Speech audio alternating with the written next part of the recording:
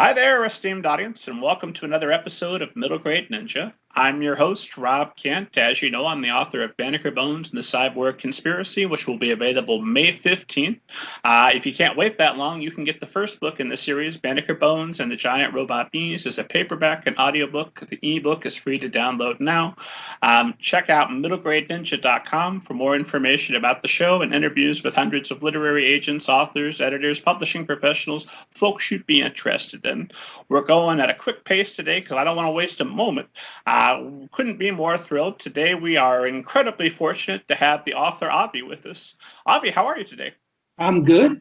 It's a little wintry here. Snow's on the way here in Colorado, but we're warm, so we're good. We had a 2-hour delay here, so that threw my morning off a little bit with my 6-year-old still underfoot as we were getting ready to go. Okay, I'm good. So I'm terrible about summarizing other people's books and other people's biographies, especially with a biography like yours, which I would just mangle. You're the author of, I'd read at one point 70 books and at one point 80 books. How many books have you written?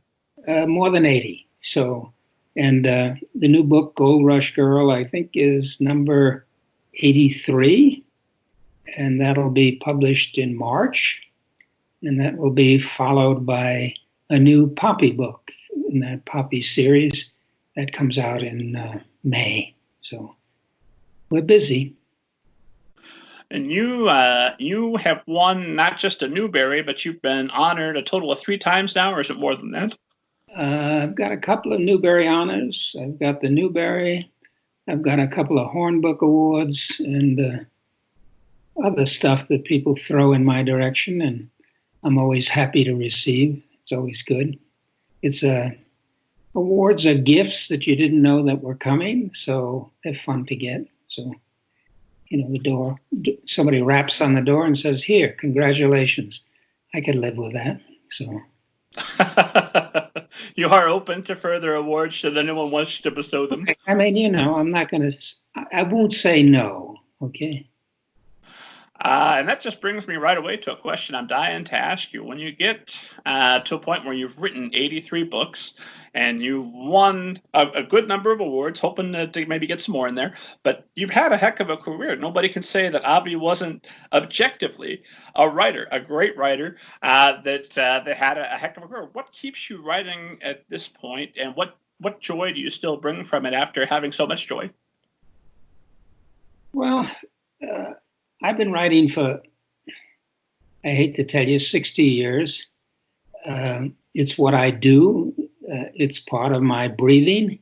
I get up and I work and I write. It seems to me inconceivable that I don't write. Sometimes I want to slow down, but that hasn't quite happened yet. But I don't mean to be mundane about it, but it's my work. I get up every day and I sit down in front of the computer. Where am I? What do I have to accomplish today? And I try to do it. And not beside the point, it's the way I make a living. It's the way I support myself and support my family. And one does have to pay the mortgage, right? And that's the way it works. And so I'm a professional writer. And like the construction worker or the teacher or whatever, I go to work every day. So I try not to romanticize it.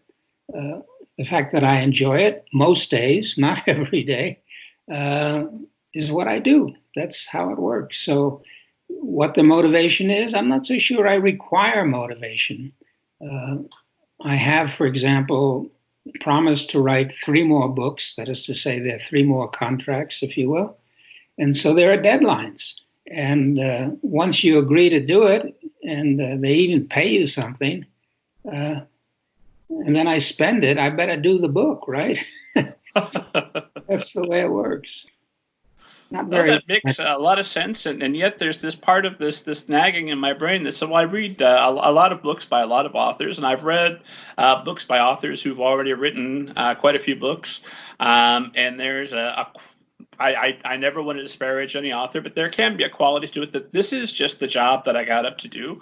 And in reading Gold Rush Girl, available in March, this is not a product like if you were working construction where you've just built a house. There's passion in this.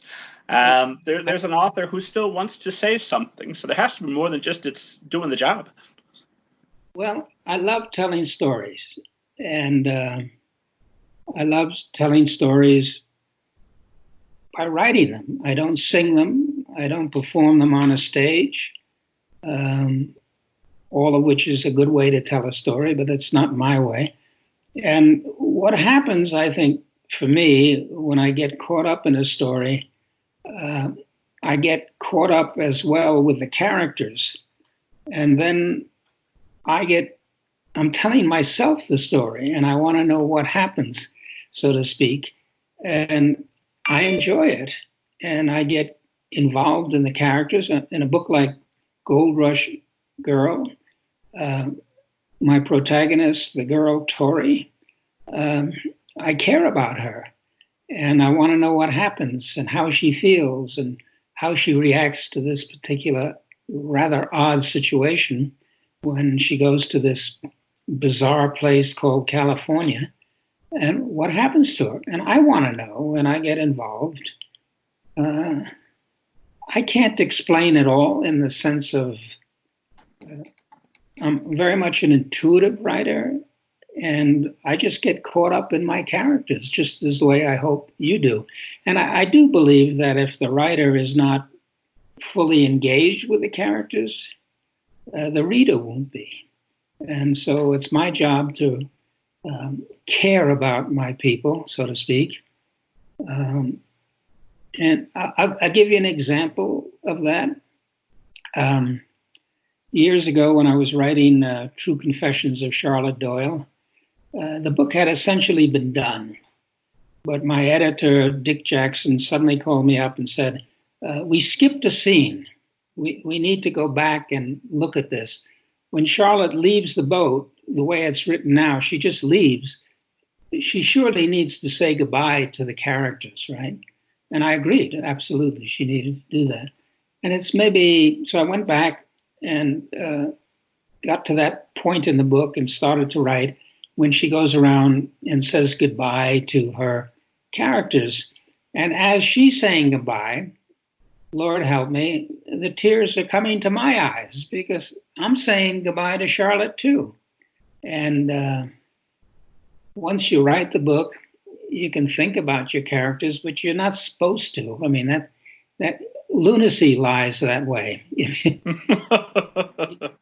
you've created a character, they stay on the page. They're not supposed to be in your house after you write the end. But there I was, feeling real emotion about saying goodbye to Charlotte. And if I don't feel that emotion when I finish a book, literally write the last sentence, then I don't think I've done the job. So there's an emotional attachment that gets a part of the writing process. Absolutely. And so are you an author that when you're, I make fun of myself all the time because I think it's me. Well, I don't know what the word is for it, and let's put my stuff aside. When you sit down, are you laughing with the characters as well as crying? And does that happen to you frequently with every book? I think so. I don't pay attention to it myself in that sense, but I sometimes catch myself making gestures that my characters are making, that I'm sensing the emotion, I'm sensing the moment. I think so. If you're not thoroughly engaged, you're not writing as well as you might. I want to know. Now, I'm working on a book now, and I've been working on it about 4 or 5 months, but only now am I really beginning to become engaged with my central character. It takes a while. Here I've just met you. I don't know you. I don't have any particular emotions about you. But, let's meet for coffee. Let's do something together. Let's go to a movie, et cetera. And then I'm going to start caring about you in one sense or another. And that's the same for my characters. It takes a while for me to get to know them and care for them. So lots of questions about that. Well, let's start with Gold Rush Girl, because this is the book that's available now or available in March for esteemed audience to buy. It's the book I've just read and enjoyed. So in a book like Gold Rush Girl, do you start with, okay, I'm going to set this in San Francisco in 1948, or do you start with Tori? This is going to be the character that I love and know is going to have a great story. Well, I want to keep reminding you that, and who's ever paying attention to what I'm saying, if anybody is, I write intuitively. I don't have a great deal of theory. I don't have a great deal of, I have process. I have a process I go through. But here's a case of how did this book begin? For example, I was in San Francisco and just visiting for a while, and walking down by the bay in the area called the Embarcadero. And I saw all these flags fluttering from multiple flagpoles. And all of these flags had pictures of abandoned ships. That's all that was there. I'm thinking, what is this? I find out the circumstances why San Francisco Bay is full of abandoned ships. And the more I read, I realize there's a story here. And then I begin to think, what do I do with this? This is fascinating. And then I begin to think how I can create a story about this fact of these hundreds of abandoned ships. If you were to pick up the book, and you have the book on your hand, if you would turn to page, 30, 40, I don't know where it is, that's where the book originally began. And then I realized I had to do more than that, explain how my characters came to X, Y, and Z. So it gradually evolves. I don't know at what point the full arc of the story evolved in my head. Strictly speaking, the very ending of the book didn't come into my head until I had been working on the book for a year. And, that in that ending, for example, was discussions with my editor. Well, we're not happy with the ending we have. Don't you think there should be something more? How would it revolve? All in the service of a story, not in the service of a lesson I'm trying to teach. I don't teach lessons. There's an old gag: if you want to send a message, use Western Union. But people don't know what Western Union is anymore, I don't think. So it evolves. All my stories evolve. I rewrite them endlessly. Things change. I was just working on something now. My protagonist needs to do X. Well, I haven't established why he would do that. So I go back 20 pages, 30 pages, and rewrite something that would allow him to do whatever it is I need. So there's no consistency in the way I create the story. What you read on page 30 might have been on page 2. What you might have read on page 1 might have been on page 60. Anything in the service of a good story is my approach.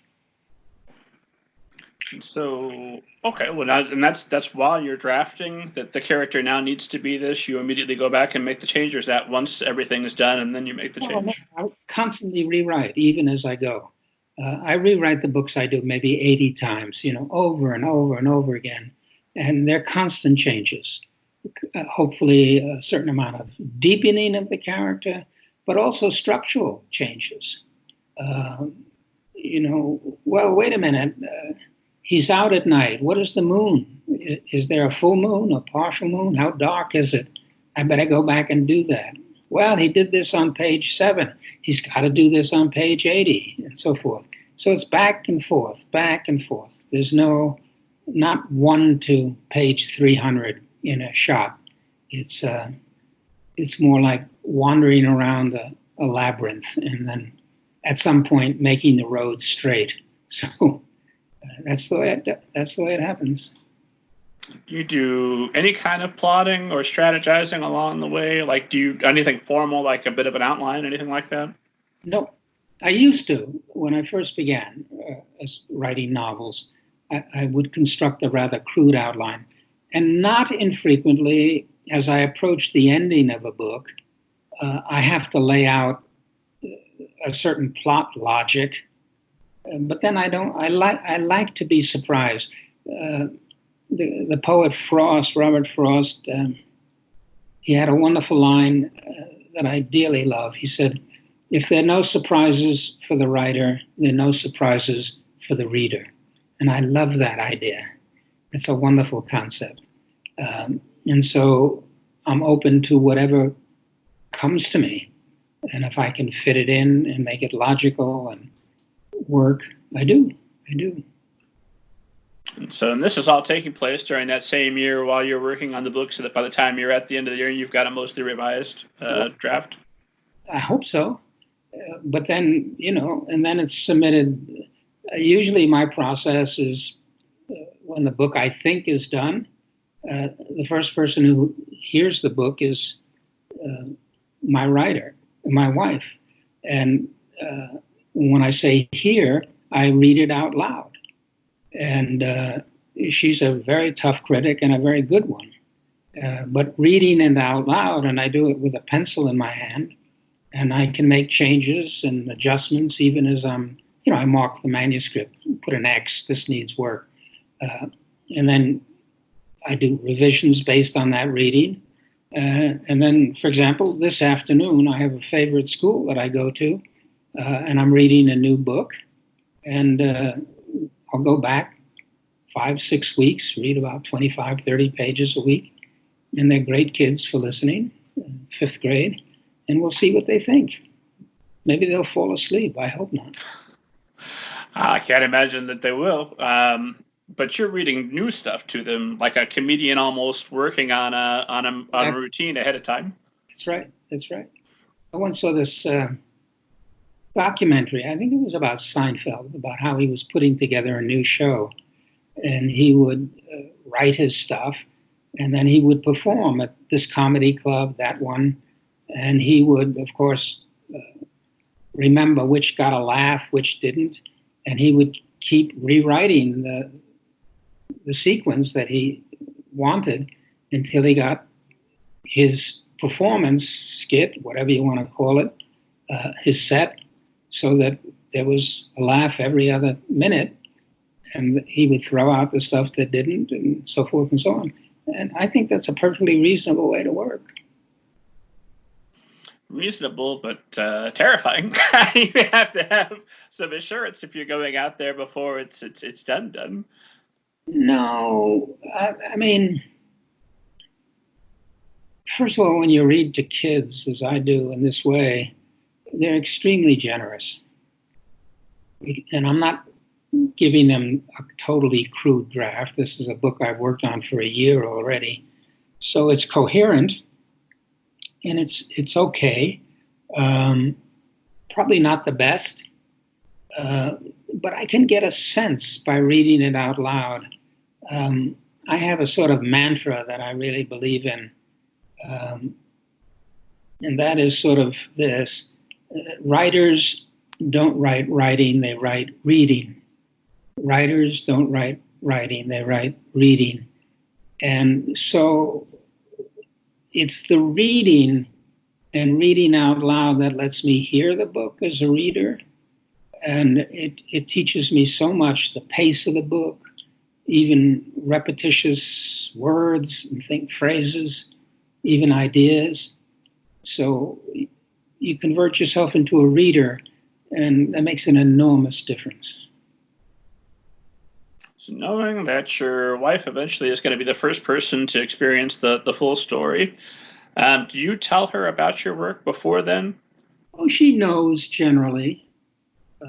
She knows this book I'm reading, for example, takes place in Venice during the Renaissance.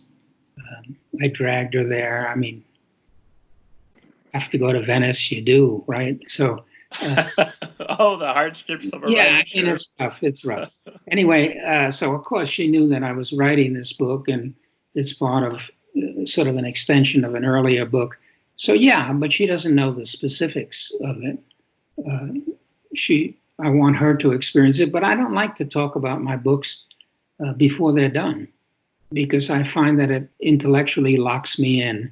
If I say, character, this is a book about, this is a book that does, I don't want to, I want to be free emotionally to go any direction I want.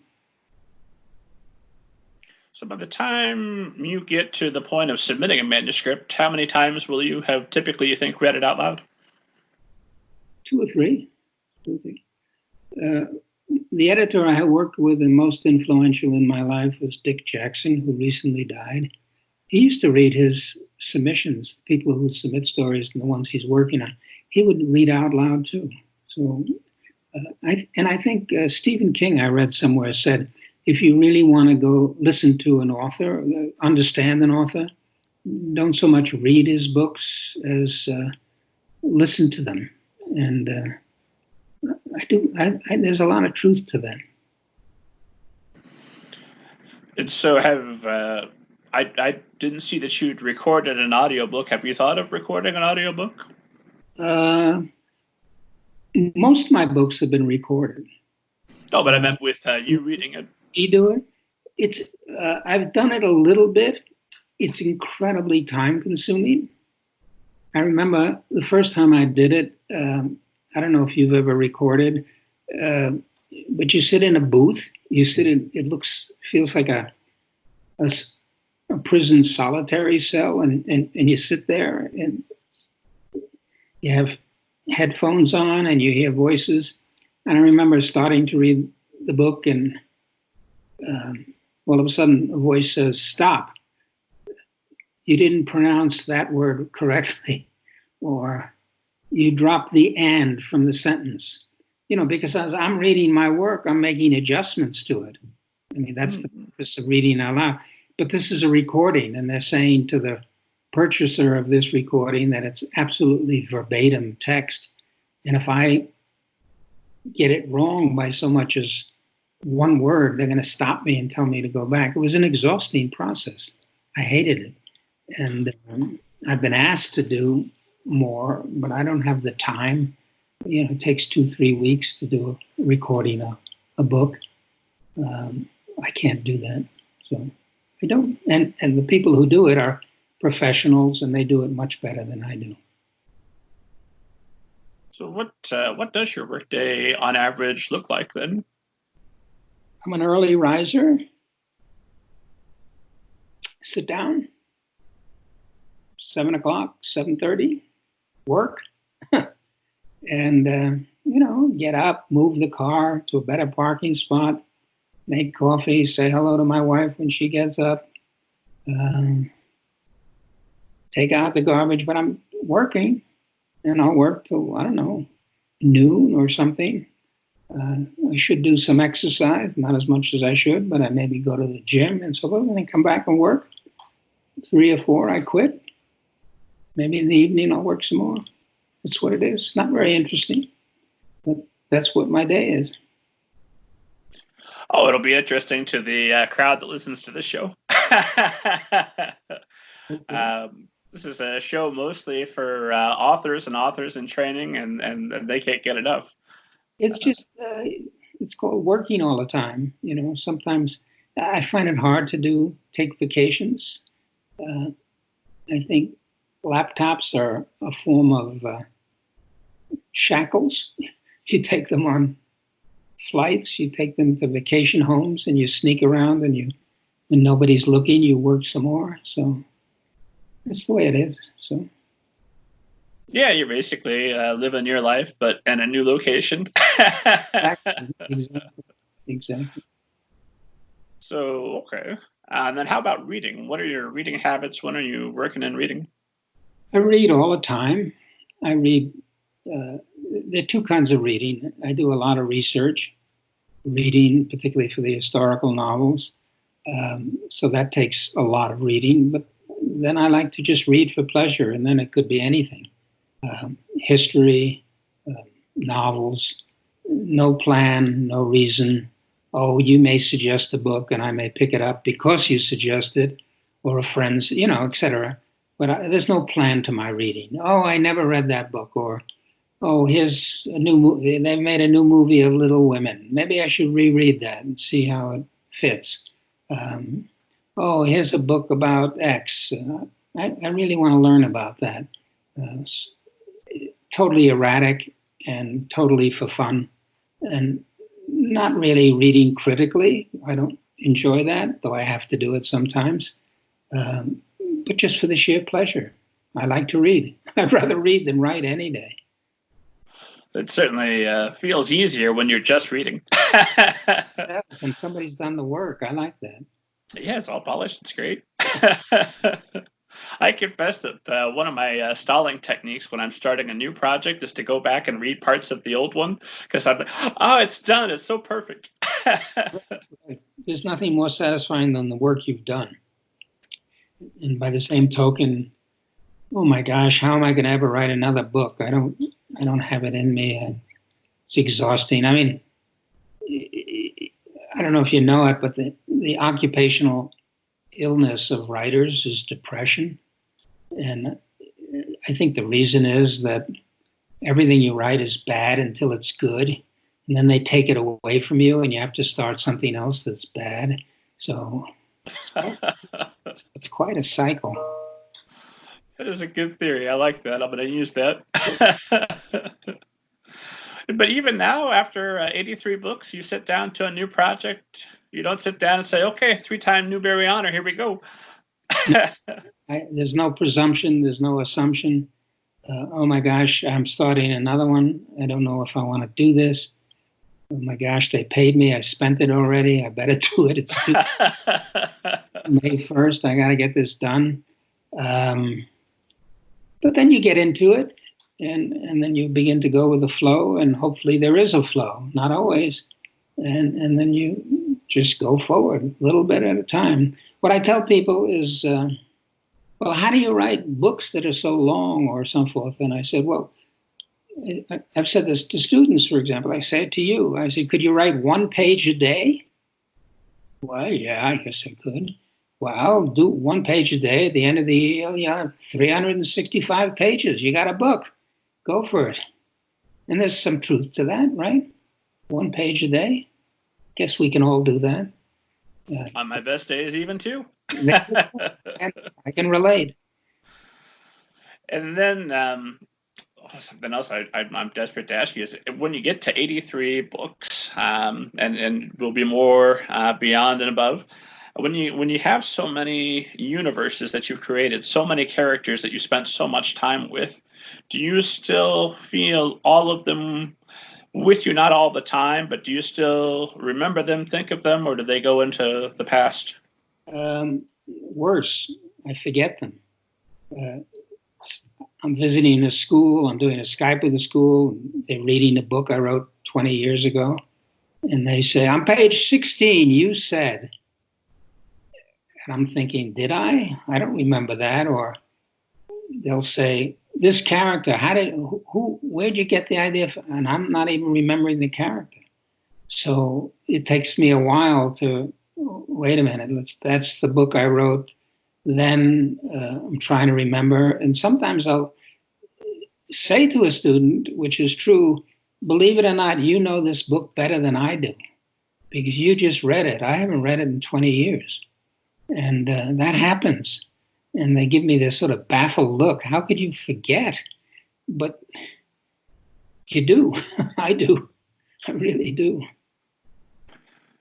And since you're writing intuitively when you're starting a new project, and you've already signed some contract of some form, spent the money, so it's definitely going to happen. How much of that determines the parameters of what you're going to write? How much do you have down for someone to purchase before you get going? Okay. I'll give you an example. And please don't think I'm bragging or something, but I was talking to the editor who did Gold Rush Girl. And a friend of mine read the book and said, I can't wait for the sequel. End of the book, you've read it, the kids go off at the end, right? He said, I want to know what happens to them. I hadn't even thought about that.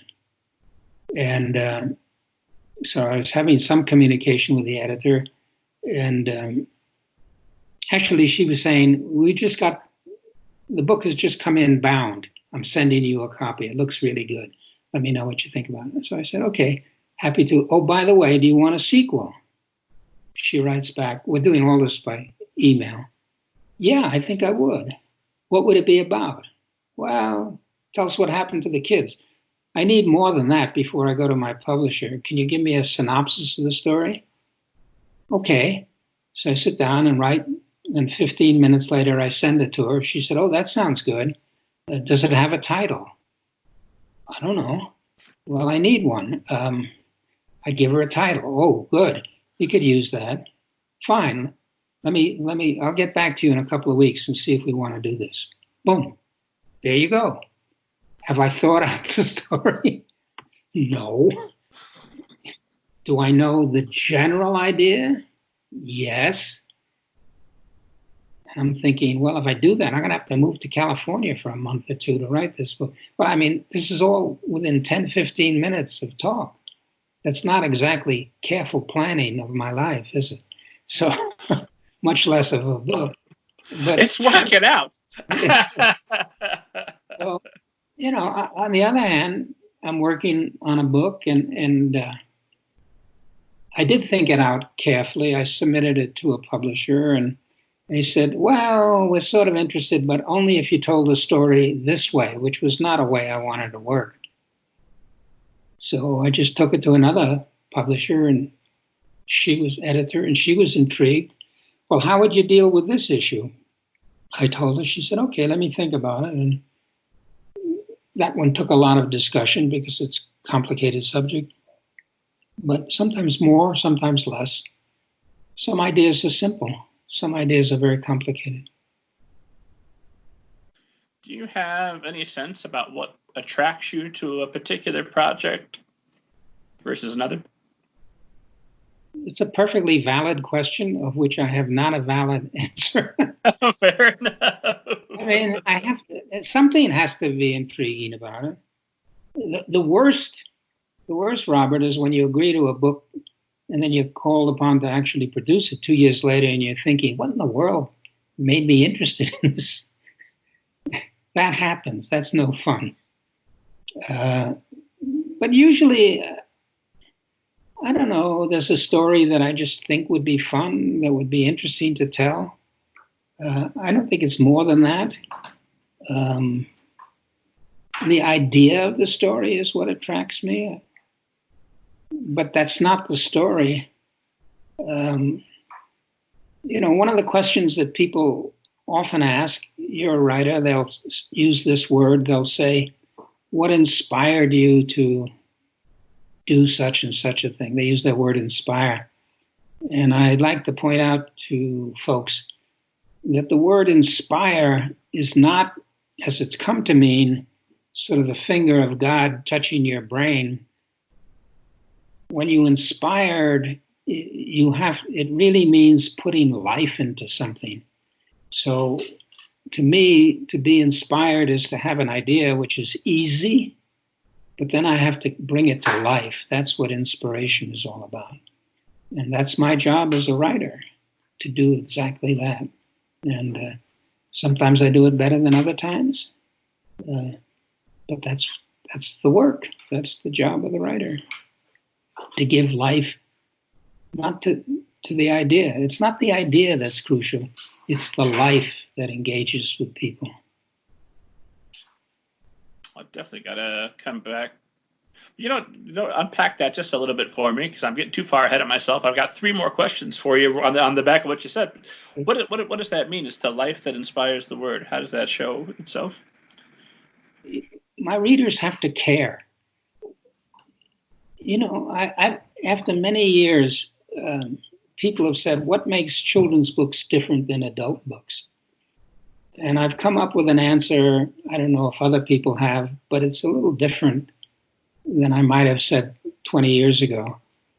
I think it's the way kids read books that constitute children's books. They are so fully absorbed in a book. There's so much, engage with it. They take the experience of the book and make it their own. And I think adults can do that and sometimes do that. But I think kids read in this all-absorbing way. I'll tell you a story about this with one of my own kids that I love to tell because it's exactly what I'm talking about. I don't know how old he was, 7 or 8, and I used to read to my kids all the time. And I was reading the Nesbitt book, The Would-Be Goods. And this is a story, if you don't know it, about Edwardian kids written at that time. It's a family. The mother has died. The father tries to raise his 5 kids. But these kids try to take over their lives. And they get into mischief. I mean, it's fun book. And there was one character named Oswald, who the oldest, but he was always getting into trouble. I mean, you can see the plot of this book, not terribly deep and not terribly important. But anyway, I was reading this to my son, and he loved it. He loved it. And by this time I was writing, and he had seen that I was getting letters from kids. And he says to me one night after we finished the reading, he said, "Dad," he said, "I really like this book." I said, Can I write to the author? And I said, Kevin, it's his name. I said, "That's a great idea, but unfortunately she died some time ago." He sat bolt up in his bed. He said, "That's impossible." "What do you mean?" He said, "She knows so much about me." And I had no idea what he was talking about. I mean, the characters in the book had nothing that I saw about him. These Edwardian English kids. We're in the middle of Pennsylvania, rural Pennsylvania. But he identified so much. This was about him. And I thought, what an extraordinary gift this writer had, that she leaped across the ages, so to speak, and he made this book about him. I loved that. I absolutely loved that. And I think that's the way kids read at their best. And that's different. And what I hope is that my readers care. When they read The Gold Rush Girl, I want them to care about the girl. Is she going to succeed in doing what she has to do? She wants to go to California. How is she going to get to California? She hates her life on the East Coast. I hate that life on the East Coast. I want them to be right there with her and take the same journey that she does. And if I do that, then I've succeeded. If they don't come along with her, I haven't. It's as simple as that. Have you got some tried and true means to get readers to care about your characters? I have to care. If I don't care, they won't care. And I don't have a method. I just have the intuition, this works, this doesn't. And I'm a totally untheoretical writer, I'm afraid. No, I want you to tell me the secret. The secret is there's no secret.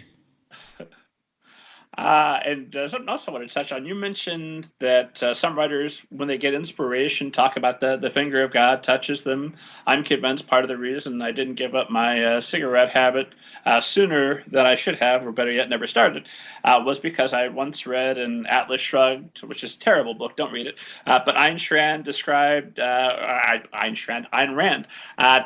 one of the characters as having the flicker of inspiration at the tip of the cigarette, literally at the tip of their finger, representing the inspiration in their brain. I'm like, oh, I want to be that. That sounds great. A lot of people read that book, and a lot of people live by that book, whatever it is. Yes, just if some of them hadn't been in control of so many of our economic policies, yeah. That would have been swell. That's for sure. But what I wanted to ask you about is, we're talking about this very practical. It's a job that must be done.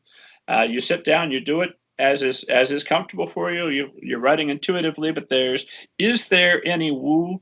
There's a lot of woo that comes up on this show sometimes when authors will talk about characters doing things that on their own, when the magic starts to line up and things, I don't know, cosmically rhyme. I'm describing it poorly. Have you encountered this?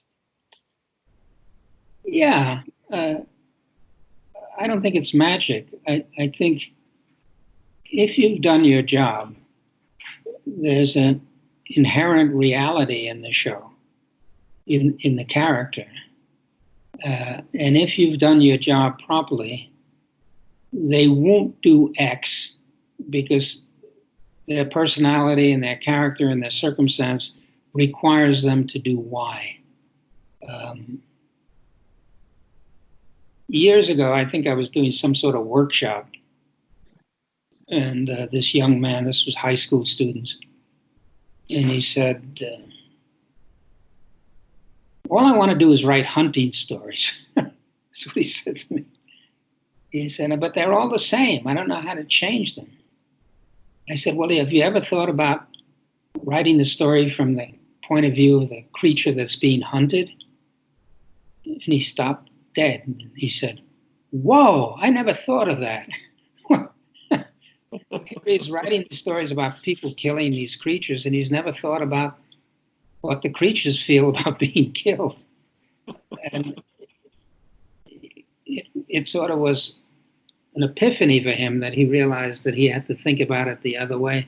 So when you think about a character, you have to create. One of the things that I think is inherent in all good writing is something that I don't think is discussed very often, and that's logic, which is to say, a story can't do X until Y has been done, or the other way around, as the case may be. You have to build a certain reality into it. I knew a very smart editor who once said, you can't write, when you write fantasy, you have to write it as if it's historical. That is to say, there's certain rules, there's certain concepts that have to be obeyed. Otherwise, the fantasy doesn't work. Then it's just a hodgepodge of things happening. And I thought that was very smart.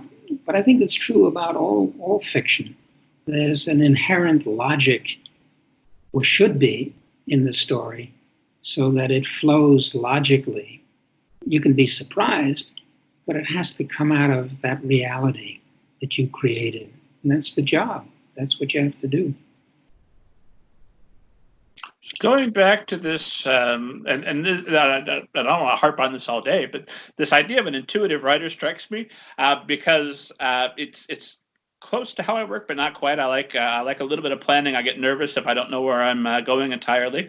As you're dealing with these historical novels, you have to be, true to history as well as true to your characters, true to their story. Are you keeping notes along the way of things you need to know to keep straight to finish the book, or how are you keeping everything straight? I think one of the great requirements of a writer is a good memory. I don't think people talk about that. I don't know if you develop a memory, I guess you can. But you have to remember people, you have to remember circumstance, you have to remember facts, you have to remember your own book. Yeah, let me read you something. I'm going to read you a paragraph, okay, of something I'm working on now. And this is something that takes place in the year 1774 in Boston. And I'm going to read it, and then I'm going to explain to you. Is that okay? Absolutely. Okay. The night's sultry heat would have kept me awake in any case, but I was so excited, I'm not sure I ever slept. Long before dawn, I crept out of our silent hog alley house. Happily, there was almost a full moon in a cloudless sky. Its light enabled me to make my way along deserted Newberry, Marlborough, and Cornhill streets before heading out along the long wharf. When I reached the end, I found, to my delight, some 300 regular soldiers lined up. They were wearing short red jackets and black leather caps, which bore their regimental number, which proclaimed them the 38th Foot. Each one carried a musket, as well as a hatchet, powder horn, and bullet pouch attached to belt or sash. A few held lit lanterns. I watched as new flints were distributed by their officers, a sure sign that some military action was afoot. Under strict discipline, there was no talk among the soldiers. When I considered their faces, I saw no emotion. In the water below, clustered around the wharf, were 13 long rowboats, Royal Navy seamen at the oars. Okay, that's the moment. Let's go back. This is the stuff that's been researched. That it was hot, that there was a full moon, that the soldiers were dressed in a certain way and carried certain implements, that they were carrying lanterns, that new flints were distributed to them, that there were 13 longboats, and that royal seamen were at the oars of these boats. None of that did I make up. All of that is fact that I've researched. Okay. Now stop and think. All I had to do was thread those facts together into a narrative moment, right? Sure. At the same time, not hitting you over the head with the fact that they're facts. I think distributing new flints that suggest the military action is taking place becomes a dynamic part of the story. But it's also true. That's what happened. And knowing that and remembering that from my research, and by the way, I can tell, you can go on the internet and get moon calendars any day of any year. I know what the moon was. And I can absorb that. Is that important to the reader, that I get the fact that there's a full moon as opposed to a half moon? No, but it helps me imagine, tell the story. But it's all researched. And that's the way I work these things. Make any sense? It does. So how much research are you doing? Do you spend a period of time when, like, okay, I've got San Francisco, 1849. Let's learn everything that we can about that ahead of time. When do you do the research? I was writing this thing just this morning. That's why I happened to have the page there.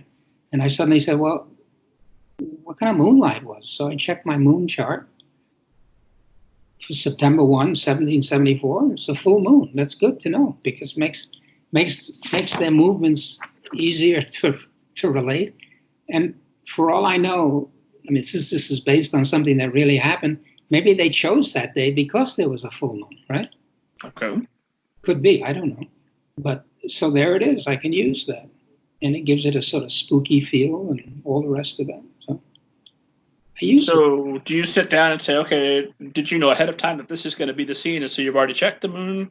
Or do you sit down, write part of the sentence, and then stop? These soldiers have to go somewhere. So now it becomes my job to effectively describe how that works.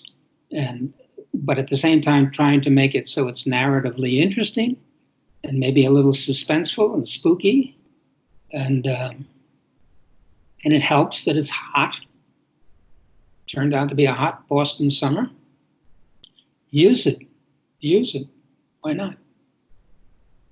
Makes all the sense in the world to me. So when you're going back through and you're revising and you're writing historical fiction for young adults, and you want to make sure that they're engaged in the story, not checking out of a history lesson, what's the balance, and when can you find that about how to stay true to what you want to present historically, but then make sure that the narrative's still moving, that you're not getting bogged down on any details? Well, sometimes the details are interesting. I mean, the fact that this particular kind of soldier, British soldier, had a hatchet never would have occurred to me. But I think kids would be interested. I mean, I don't think they often see a soldier or think of a soldier carrying a hatchet. But as we'll see, it's part of the story, and they need those hatchets. So I got to mention that. And I think it's interesting. So I hope it is. But it's my job to make it interesting, to make it reasonable and, and full of life. I don't know. I'm going to find the secret before we're done. I know it. What's the secret? What do you think? I don't know. I haven't written 83 books. You know.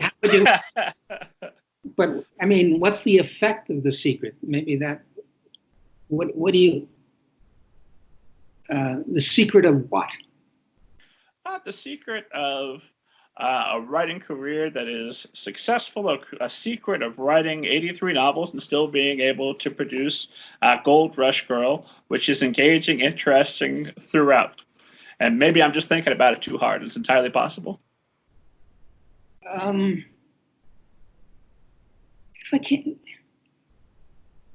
If I can't do it well, then I'm not going to be allowed to do it. Does that work? I think that makes 100% sense. Yes, sir. I'm sorry, Avi, you've had it. You've had your run. I think you should start writing greeting cards. So no more novels. So something else I wanted to ask you about language, and I haven't read the new one, obviously.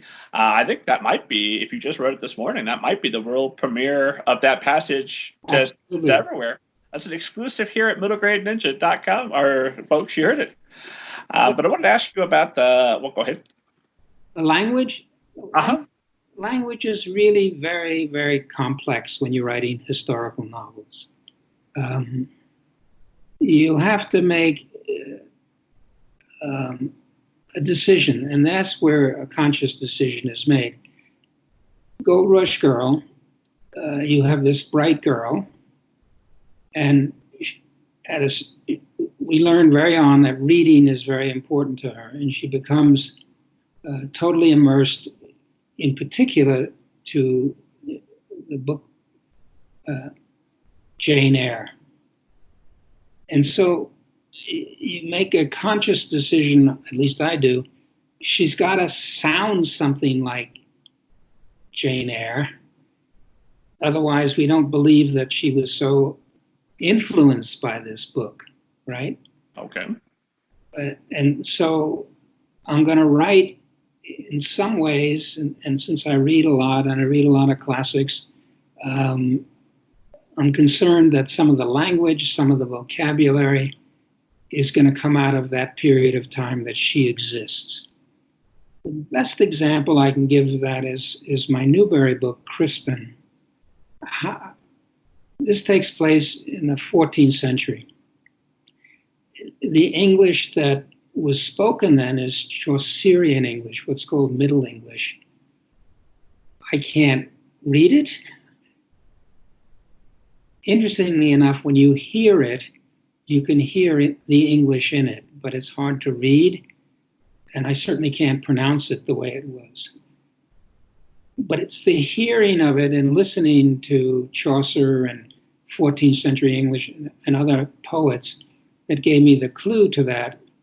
It was written in a certain poetic form, iambic pentameters. And I said to myself, what if I wrote the book Crispin in verse? That would effectively give me a sound of English that's not modern. I mentioned this to my agent, and she was horrified. She said, the book will be 900 pages long. But I did write it in verse. It just doesn't look it. But if you read it out loud, the language has a cadence to it. It's written in iambic pentameter. It doesn't, nobody ever says that to me, but it's there.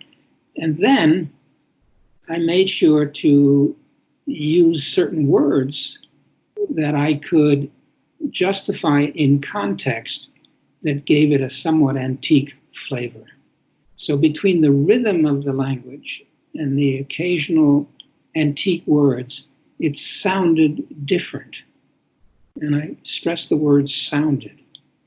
And I think it gives that book a certain energy. And that's an example of trying to write historical fiction in such a way that my readers have a sense that it's historic. I don't do that with every book, but it certainly was true of Crispin and is true of Gold Rush Girl. And something else I noticed as I was going is, even though the language is occasionally not words that we're familiar with encountering in fiction at present time, there's still a lot of white space on the page, which I love to see in middle grade, which is keeping your paragraph short, easy to digest. Are you very conscious of that? And follow up to that, when is it a good time when do you know you should end the chapter? Because I notice you also chapter frequently to give me that feeling of, look how fast I'm progressing. I like to write in short chapters. I just do. When I began to think about seriously becoming a writer, I wanted to be a playwright. And what I was writing for the first 10 years of my writing life were plays, bad plays, but plays nonetheless. And one of my editors said to me, "You've never stopped writing plays. You still write plays." And my books are indeed full of dialogue. And as you said, a lot of white space on the page. But I think that playwriting really has influenced my writing style, if I have a style, in which there's a lot of dialogue. But the descriptive passages tend to be brief and very sharp, in the sense that trying to deliberately, just like I read to you, evoke a very specific moment and place. So I think that's a kind of writing that I do, that I happen to like myself. It's the kind of books I like to read. I like books with a lot of dialogue in it. I just do.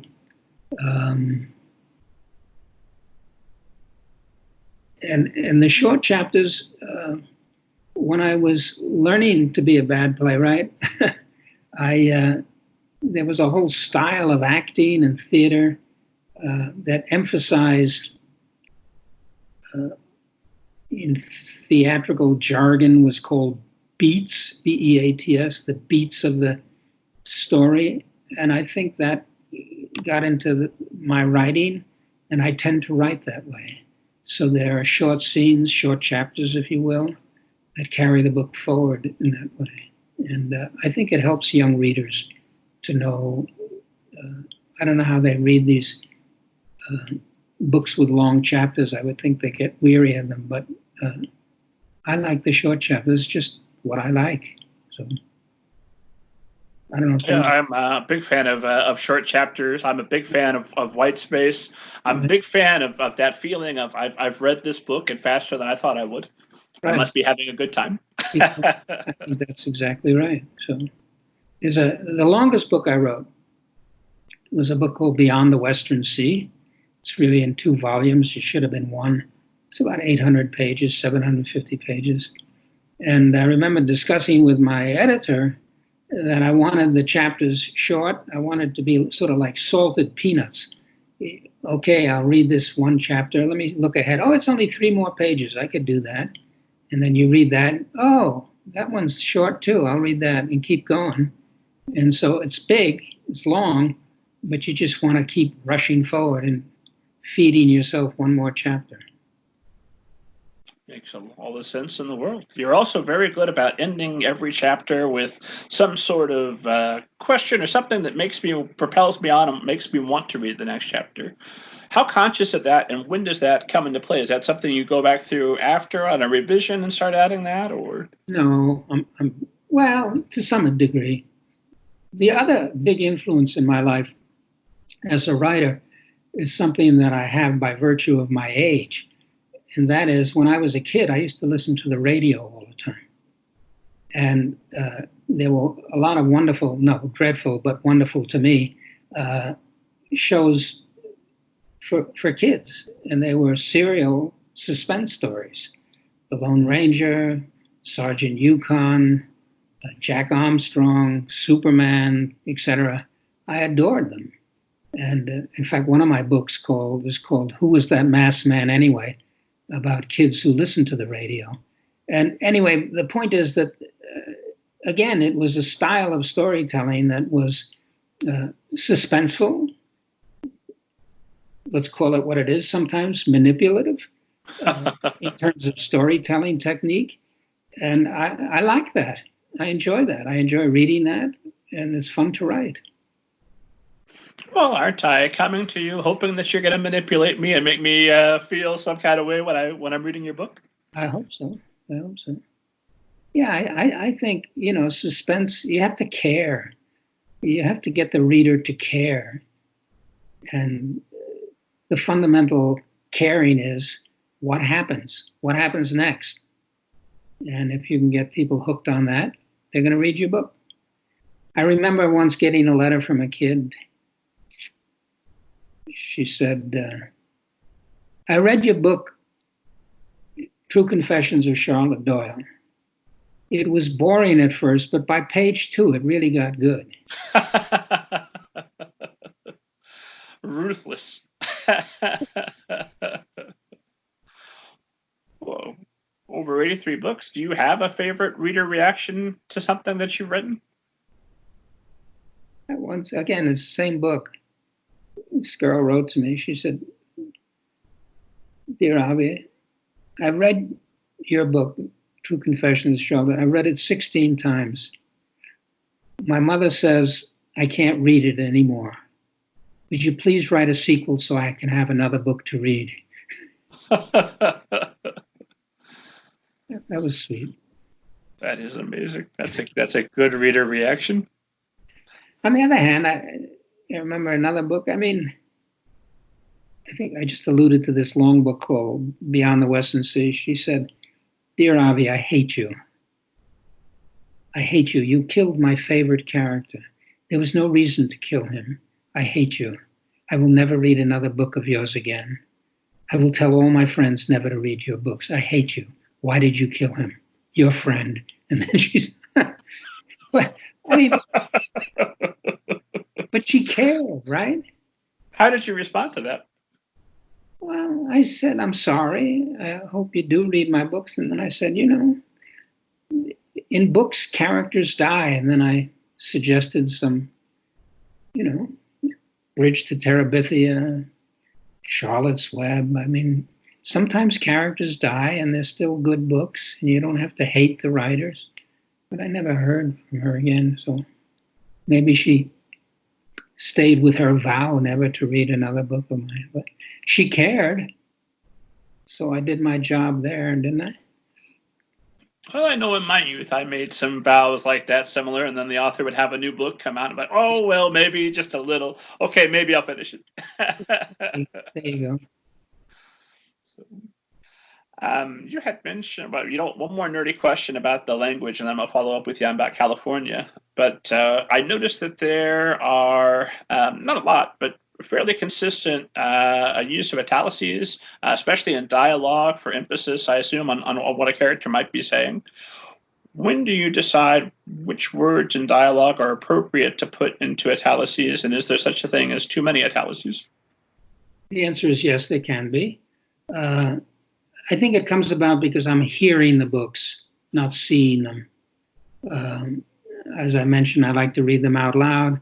I would like them to be read out loud. And so I'm emphasizing certain words from a speech point of view. And that's why I do that. And maybe I do it in excess, I don't know. No, I'm going to play this clip for my critique group because they accused me of doing that too many times. So now I have this book I can wave at them and say, no, Avi's a great writer, and Avi uses the I would like that book to be read out loud. And I think for the reader, I often, I visit schools and so forth, sometimes teachers say to me, well, how can I get kids to write better?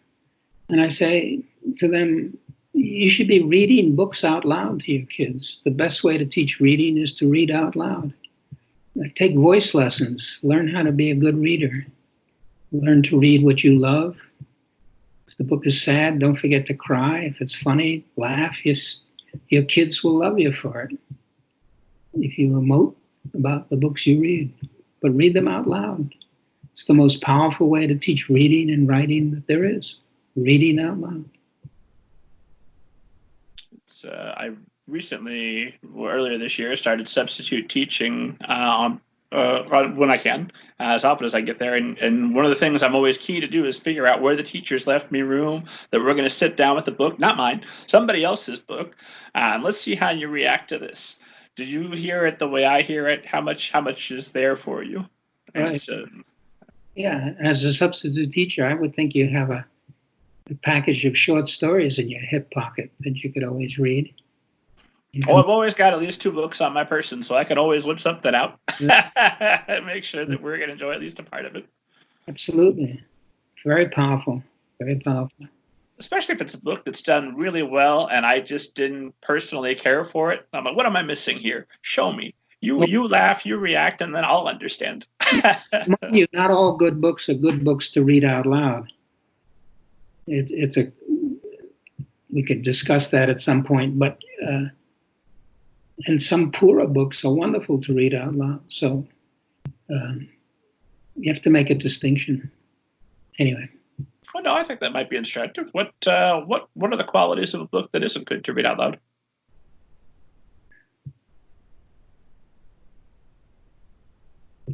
It has to do in part with the language, that there's a sense of immediacy, so kids are not stumbling. What did he say? What did you say?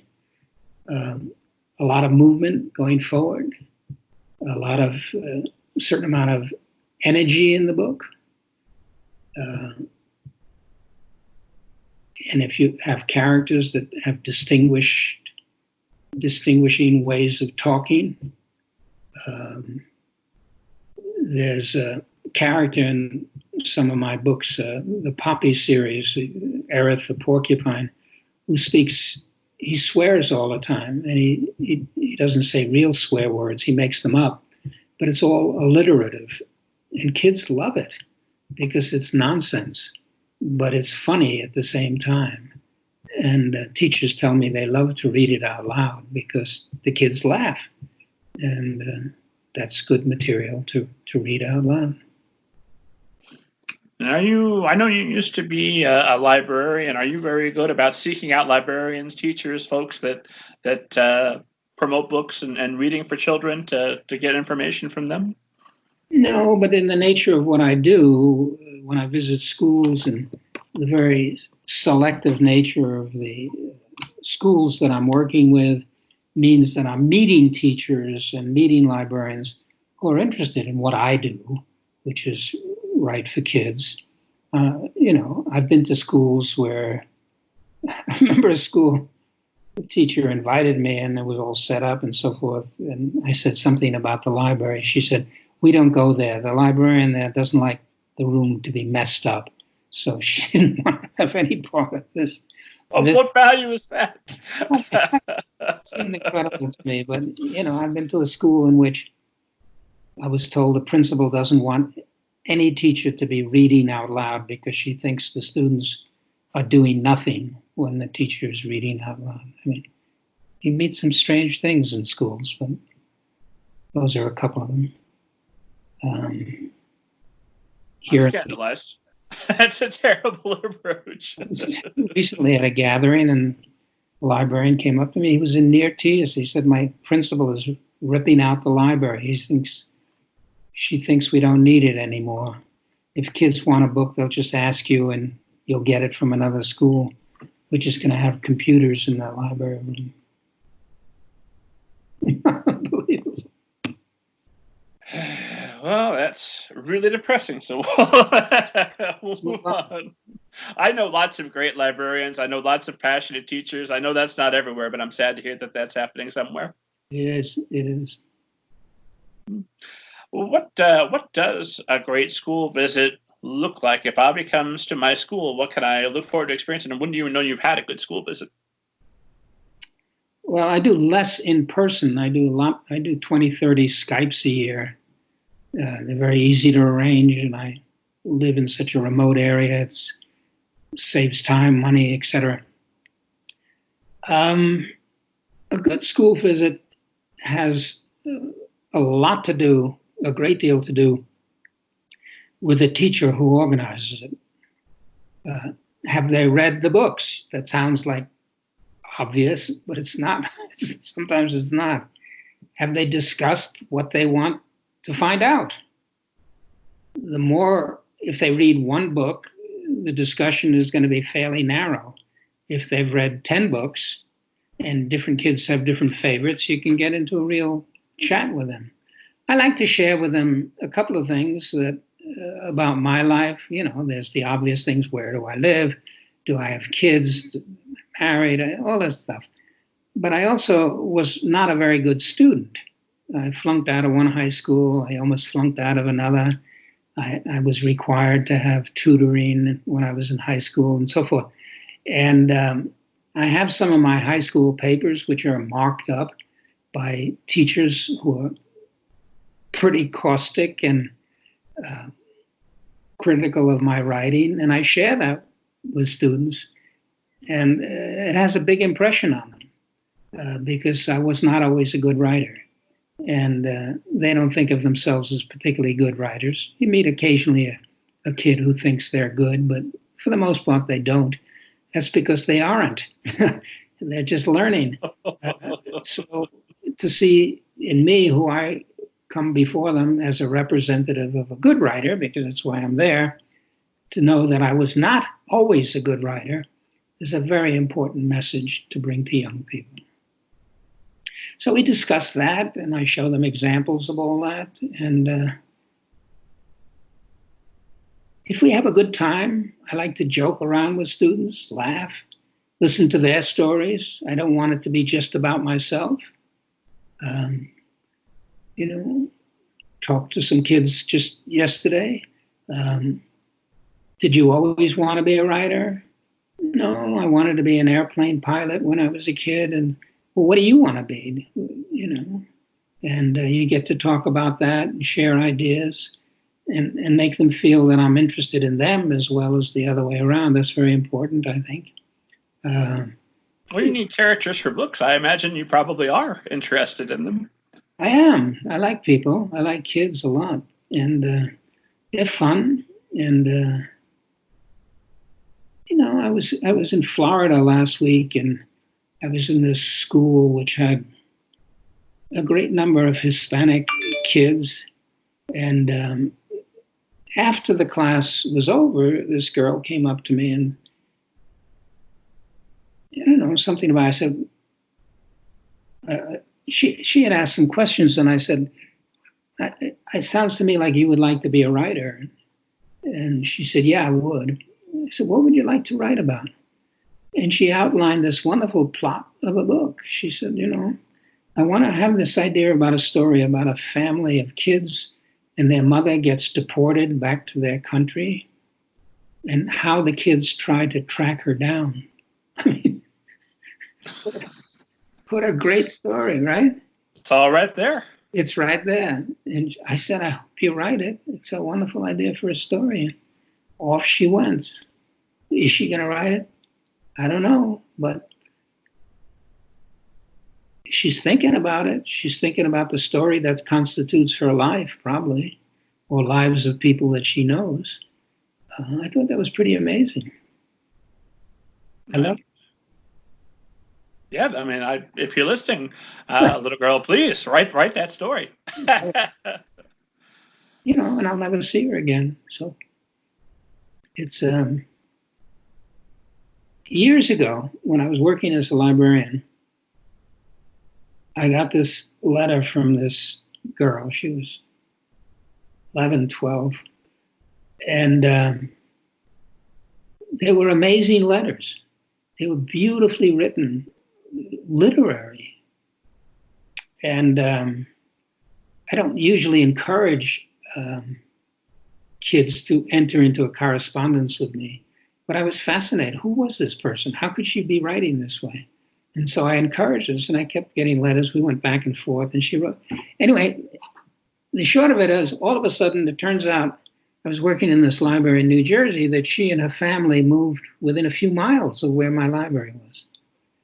And I did something that you're not supposed to do. I said, I'd love to meet you.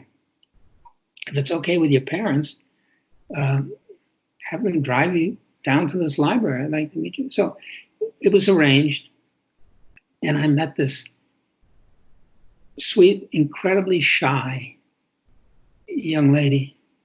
And her story was that her parents, sort of, for want of a better term, sort of hippie types, had moved to Europe. And she was homeschooled, if she was schooled at all. But her education seemed to be she would go wherever they would go.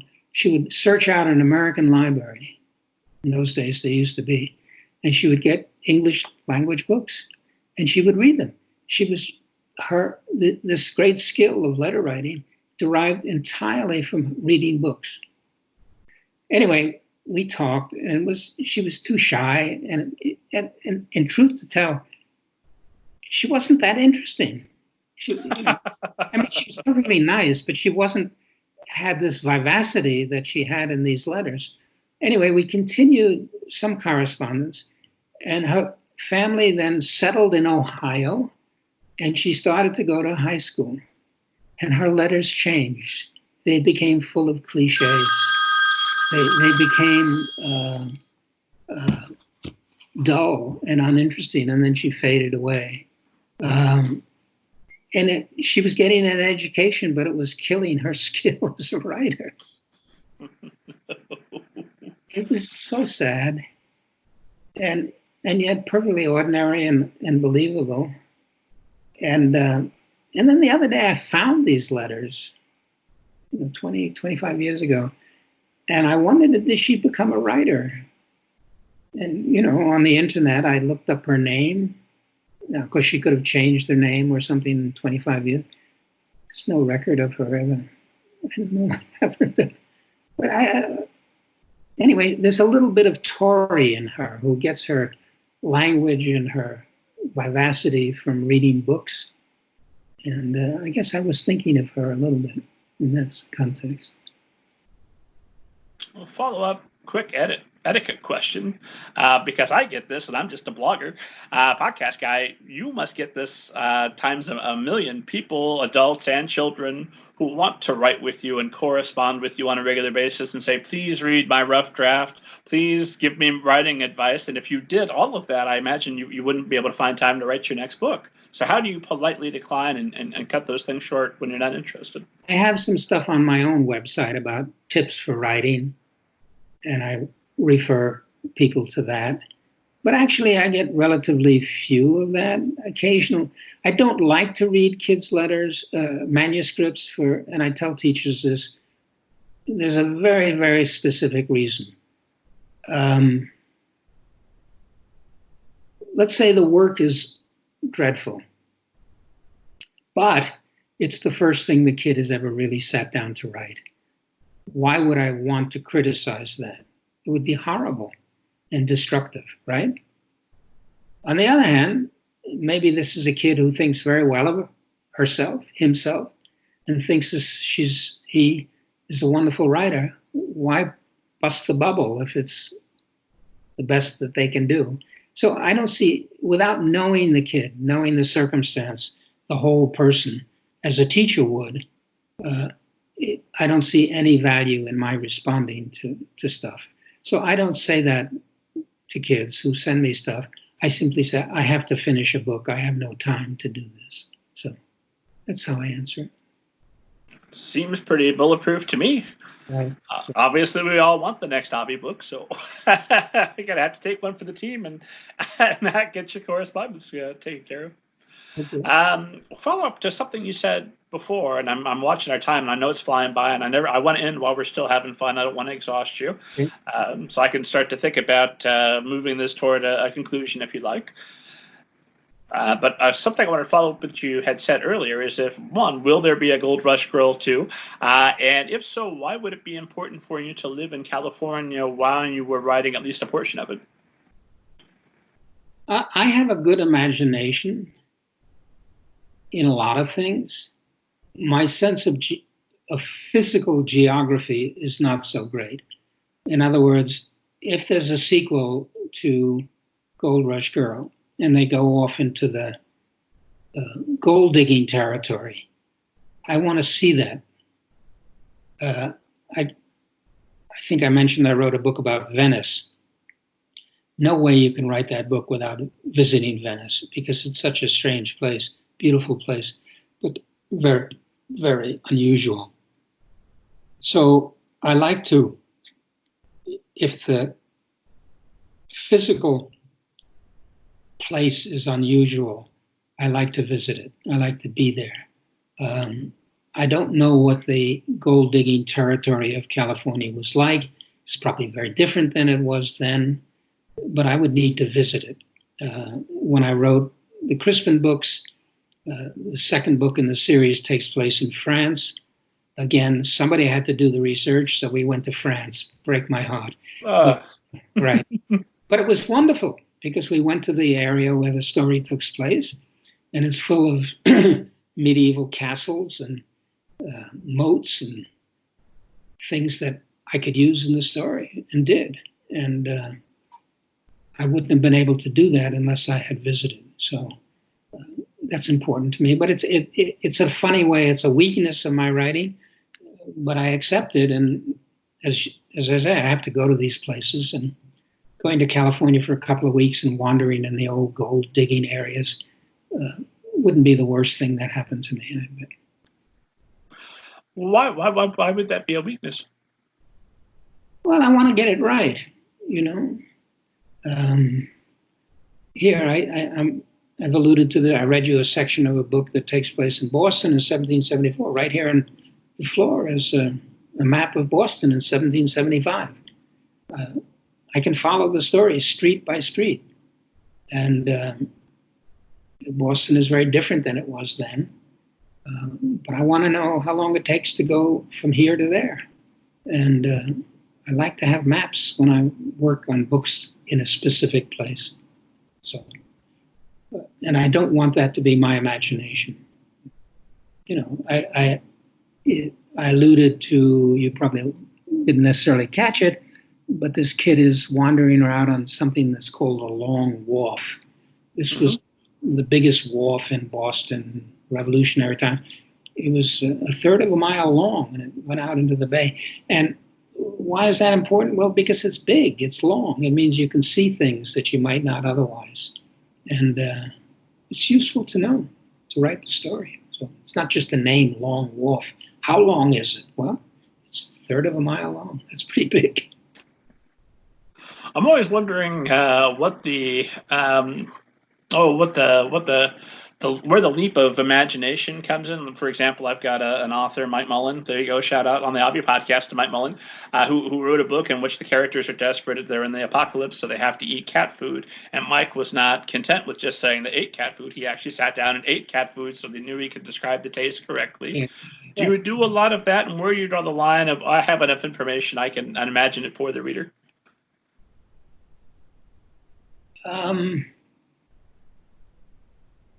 Trying to think of strange things I've done to write a book. One of the things about doing research, and the fact that I was a librarian for many years and actually taught students how to do research, it's amazing what people have written about. There's you can't think of a topic in which you cannot find a book about. An example. I wrote a book some years ago called City of Orphans, and it deals with the families of immigrants at the end of the 19th century in New York City. Great poverty, great hurly-burly life, etc. And there's a point, and this particular family is Danish immigrants. And at one point, there's a moment of sadness for the father, and I want him to sing a song. And I found this was a book, a dissertation. I mean, people write dissertations about the oddest thing. This was it's almost embarrassing to say what the title of this book was. Songs of Danish Immigrants When They Came to America. Very explicit. You know what you're getting with that book. I find this book, I mean, who would think? And I plucked out a sad song, right? And it was given in Danish and English, and so I could put it in the book, but it's nothing I could have invented. I once found a book that I loved it so much that I thought I should write a book about it. I didn't, but it was something called slang, 14th century slang of people who lived on the Thames River in the 14th century, England. It had all this wonderful slang in it, and I thought, I have to write a book with this stuff. It's so incredible.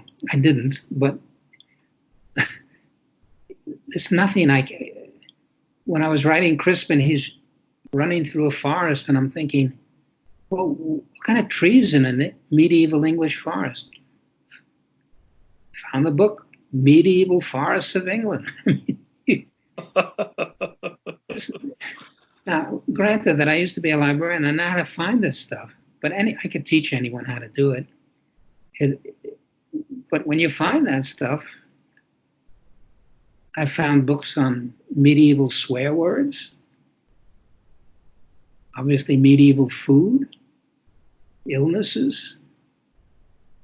It's nothing you can't find out. Nothing. You must take great pleasure in what a professor of mine called the glory of knowledge and knowing as much as you can about everything. I have a reputation for sprouting totally irrelevant facts at dinner tables. Did you know that? People look at me, what's that have to do with what we're talking about? Nothing, it just popped into my head. So.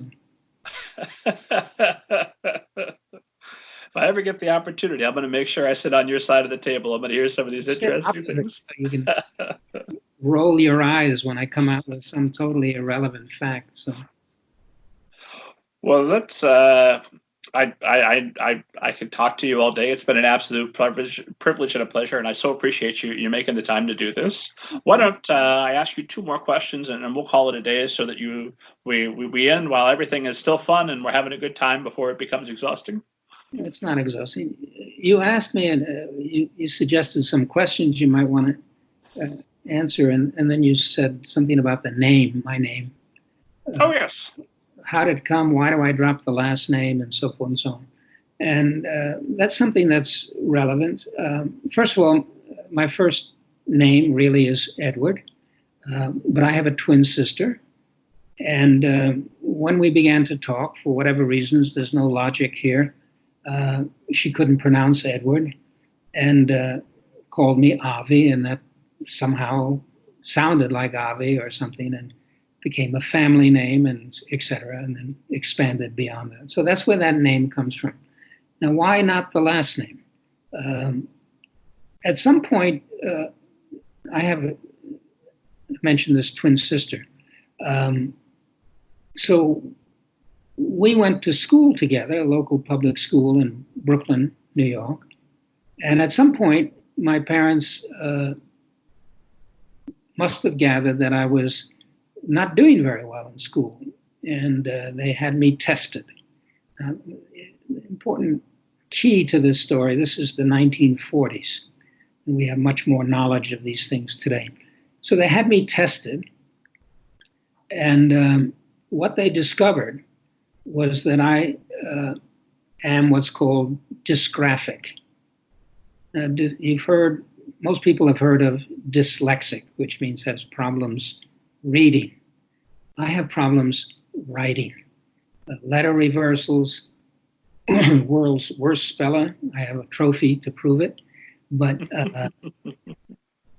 anyway, dysgraphic.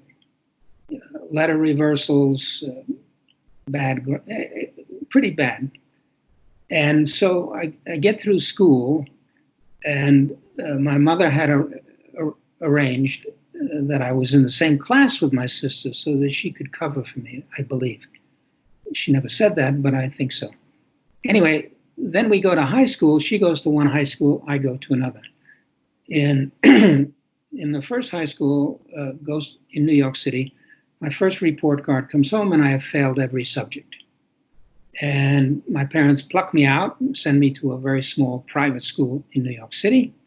At the end of the second year, the English teacher calls my parents up and says that Avi is the worst student he's ever had. And he has to have tutoring. And that summer I spent a lot of time with a tutor. But she was a wonderful teacher, and she was the one who really got me interested in writing.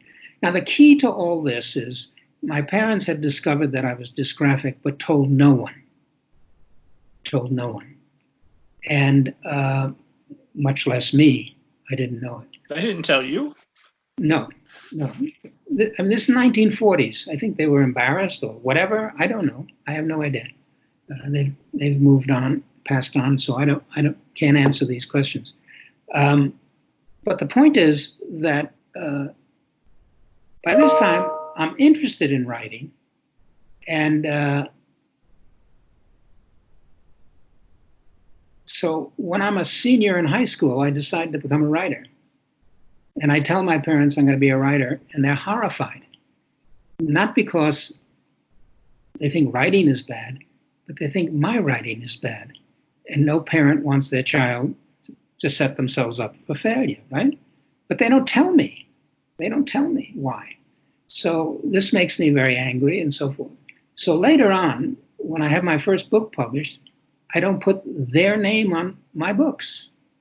Thereby, just Avi, which is a name my sister gave me. And I leave off their name. Do you find, and obviously you found all sorts of motivations to keep writing, among them taking wonderful trips, paying the mortgage, all of that good stuff. But did that leave you with a hunger to write well, almost out of, not spite, maybe is not the right word, but... Well, I loved to read as a kid. I was a reader. Not coincidentally, my twin sister is a writer as well. So clearly there was an environment that promoted this. But one of the qualities that we, as parents, you're a parent, you alluded to that, is that stubbornness is a quality that can be a pain in the neck, but it also has certain virtues. Stubbornness in the sense, I'm going to do it. I don't care what people say. I'm going to be a baseball player, or I'm going to be a writer, whatever, right? I don't care. And at a certain point, I stopped listening to the criticism. I was going to just do it. And I don't discover that I'm dysgraphic until I'm in my 40s. And it was a revelation. It was like 10 pounds were taken off each shoulder. It was and then when I had a computer for the first time with a spell checker, one of the great moments of my life. I could have given a Nobel Prize to the guy who invented the spell checker right then and there. Anyway, so that's an important part of who I am. And we talk about all this rewriting I do. I think part of that rewriting comes out of that dysgraphia, trying to get it right. Is a question that I had on my list originally, and I kind of chickened out because I didn't know how personal the response might be for you. Sure. So at what point then, with that as your background, with these incredibly discouraging things that happened to you along the way, I hope that English teacher that said you were her worst student saw that you 3 Newberry honors. What did you know? But at what point did you start to think, oh, well, despite those early setbacks, I am a writer. I can do this and do it well? Well, I told you about how discouraging my parents were. But somewhere along the line, as a young man, still in college, I made friends with a few adult writers who were wonderfully encouraging to me, for reasons I don't know. One of my favorite stories of this was this guy. He was actually he was a folk singer, guy named Lee Hayes. You ever hear of a group called the Weavers, a singing Sure. group? He was the bass of the Weavers. Anyway, he was a family friend, and I took a liking to him and he to me. And he was also a writer. And I once came back from college and I said, I mean, this is what you do if you're 17. You hand a pile of stuff to your mentor and say, Lee, could you read this and tell me what you think? I mean, terribly imposing. But he says, well, come back in a week. I come back in a week. Did he read all the stuff? I hope not. But I said, well, Lee, what do you think? Well, he says in this wonderful bass voice, well, Avi, it takes a heap of manure to make a flower grow.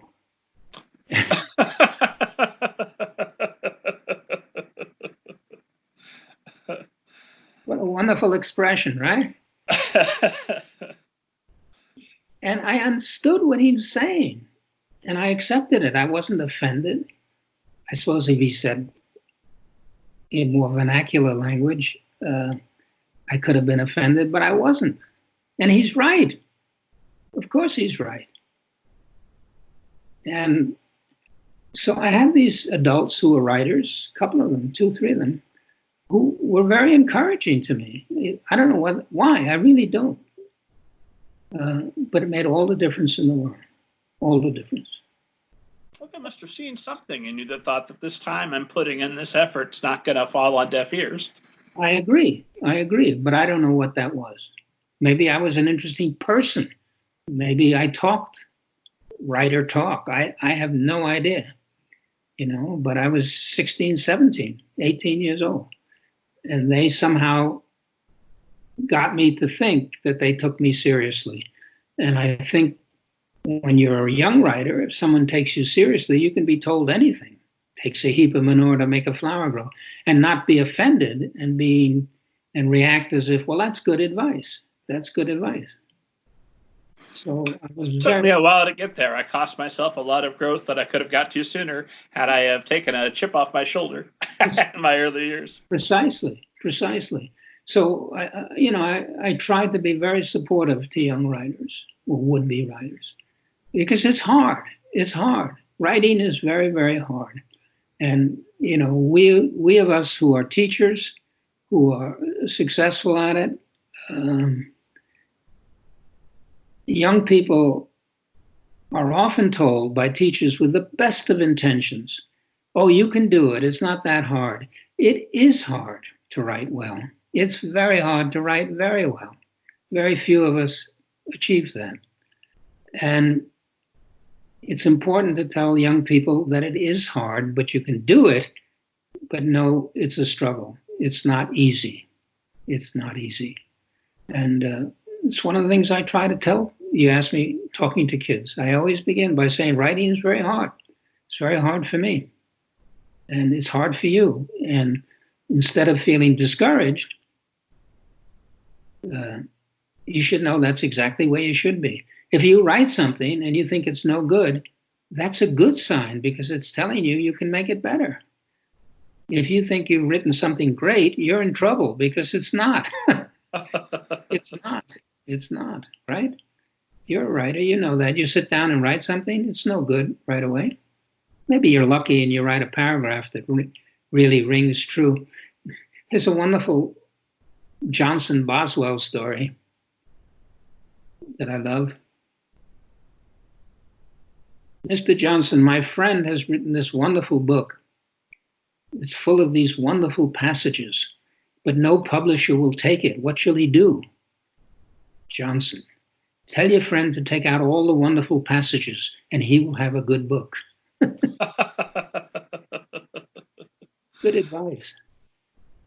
It is, although I do find I'm well versed in kill your darlings, find those things that you love most and get them out of there if they're not serving the story. But sometimes you do find something that you like from the first draft that really does work, and then you hear readers. I assume that you had that experience, that readers say, "Hey, that thing you liked, it was worth liking. We enjoyed it also." I don't think my readers. I don't recall readers pulling out a paragraph and quoting it back to me. Maybe, I don't know. I don't recollect that. So what I do if there's a paragraph that I really love is what you can do with computers. I pull it out and put it at the end of the book, and then I forget that I took it out. It's fine. So it's still there if you should ever need it, but you're finding you just don't need it. Being kind to myself, but I don't need it. So anyway. Well, that's something I've started doing as well. I have a separate folder just for the passages that I love. They're still there. I can go read them. my own anthology of great writing, right? Yeah. So, yeah. If you were me and you knew what I meant when I wrote that, you'd like it too. You would it's relevant to what I'm writing. Yes. Okay. Cool. What else can I tell you? Oh yeah, speaking of chickening out, I know esteemed audience thinks I'm going to chicken out and not ask you the question that I ask everybody, but I'm not gonna. I'm gonna ask. Avi, have you ever seen a flying saucer, and do you believe in them? I want to know why you asked that question. Because I have not seen one, but I think they're real, and even if they're not, so one, I don't do overt political messages, but I would like more people to start asking this question. There's a whole lot of smoke. Let's see some fire. And two, I like to know that even if there's nothing to it, I'm wrong, and everyone who thinks they've seen one is wrong. I like to know who are the dreamers, who believe and speculate. Do we need to pause briefly? No. Okay. I haven't seen flying saucers, but I've seen ghosts. How's Really? that? Yeah. So just as good. Tell us about the ghost you've seen. I decided. Again, most of these stories come when you're a teenager. I mean, I don't think you see. Maybe you do. Anyway, the ghosts I've seen were when I was a teenager.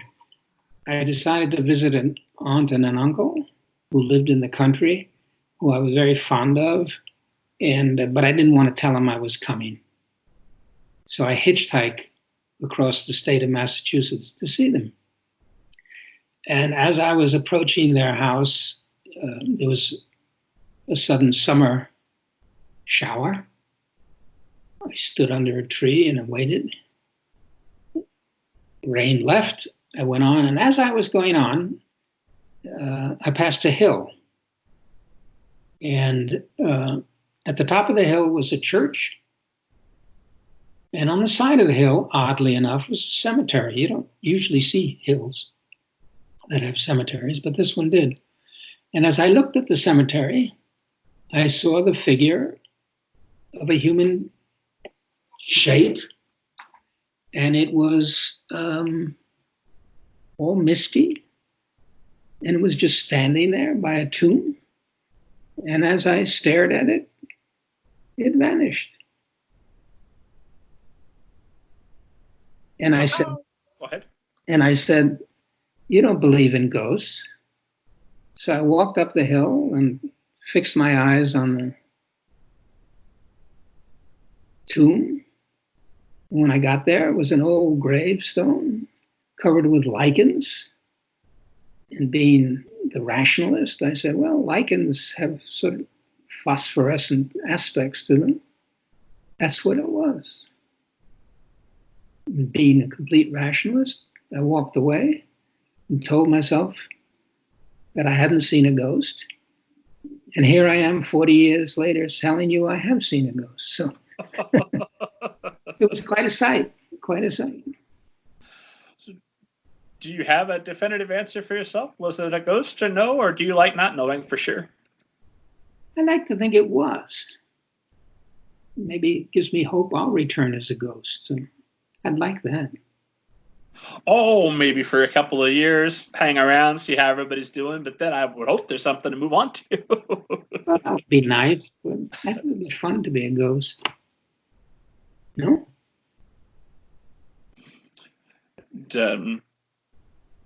That just throws me a little bit, because we've been talking in such practical terms. We covered a section where I asked you about woo, and you had a pat answer for that. Now we get here and a ghost. I never would have guessed. That's just fascinating. Well, wants to be fully understood, right?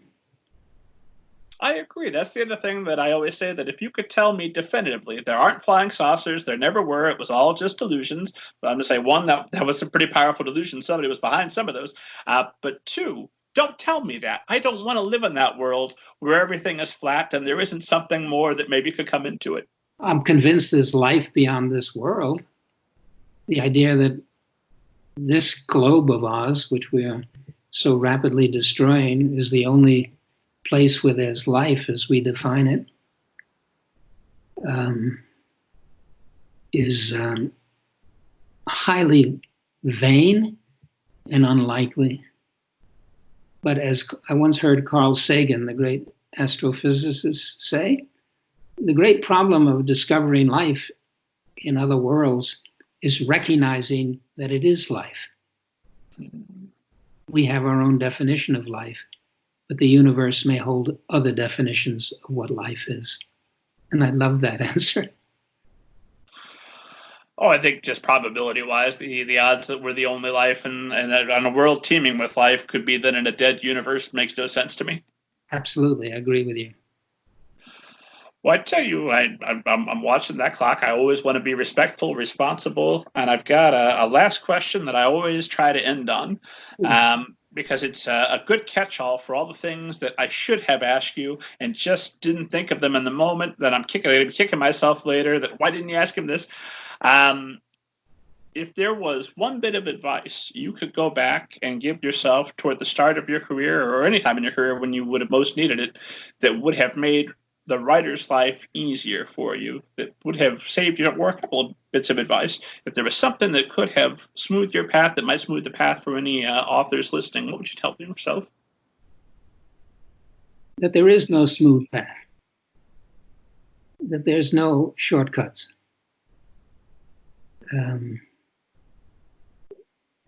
Cliche someone said to me the other day, there are no elevators in life, you have to take the stairway.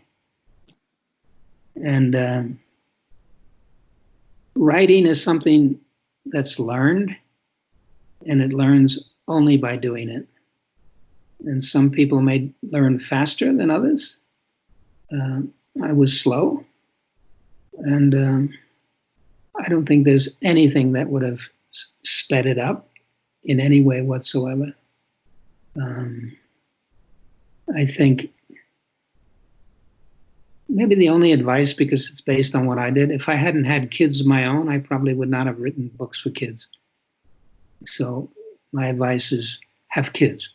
That's good advice. But if you have kids, it's very hard to be a writer because you have to take care of them. So expensive. The thing I find amusing is I've never been as good a parent as the parent I was before I had one, because I had all these ideas of who a parent should be, which is why when you were telling me about your parents' actions as a parent now, I'm starting to think, well, what were the motivations? There was probably still some caring and some loving there that just went off a little bit. Well, let me add to that story. Okay, one of my sons, as he was growing up, I realized that he was dysgraphic as well. And I was not going to do what my parents did. I told him, hey, Kevin, you have what I have. We're both dysgraphic. I typed his papers. I talked to him. I talked to his teachers. He knew it all. And as he grew older, I realized he was also a good writer. And I said to him once in high school, you know, you're a good writer. You're much better than I was at your age. You could be a writer. And he says, I can't be. Why? I have a disability. So who did the right thing, my parents or did I? And I love that you still don't appear to have an answer to that. I don't think there is. Right? We're not going to find a better note to end on, Avi. This has been incredible. I'm so glad that you made the time for this, and that this is going to go out to the world to be shared. Where can all the esteemed audience members listening find out more about you and learn more about Avi? Well, I have a website, if I knew what it was, I'd tell you what it's. I'll link to it in the show notes. Something with my name in it. Anyway, thank you. Enjoy the conversation, and always love to meet folks and hear from folks who listen to what I say and like it, dislike it, find it interesting. But most of all, I hope they enjoy my books. Thank you. I'm going to go back and listen to this multiple times because I know there are lots of things that I'm going to pick up the second, third, and fourth time that's going to be inspirational. Avi, I always ask our guests to sign us off because I've read that professional type podcasts have sign-off phrases. So our sign-off phrase is hi, ya, and what have you. Will you sign us off? I like what Edward Morrow used to say. Good night and good luck. How's that? Perfect.